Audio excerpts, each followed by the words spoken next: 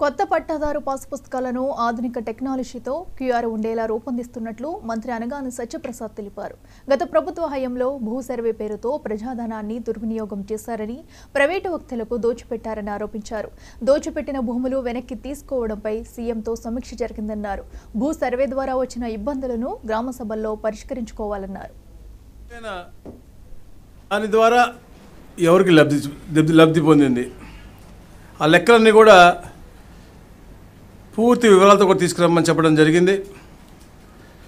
అలాగే పెరిగిన ఈ భూ వివాదాల నేపథ్యంలో ప్రజలకు ఎట్లా పరిష్కారం చేయగలం, మనం మెరుగైన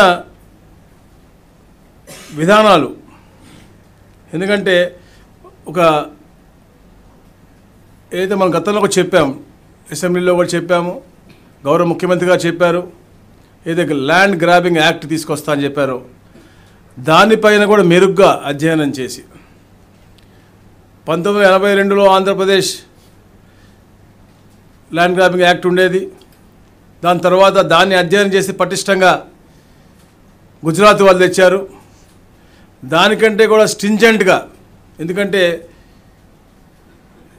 ఎవరైతే దళితులకు ఇచ్చినటువంటి భూమి అన్యాక్రాంతం అవటం, హౌసింగ్ సైట్స్ పేరుతో చెప్పి చేతులు మార్చి గవర్నమెంట్ నుంచి కూడా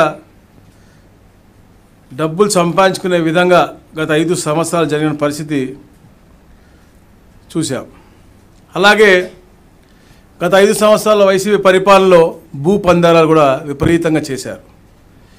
ఆ చేసినటువంటి భూ పందారాలు కూడా దానిపైన సమీక్షించి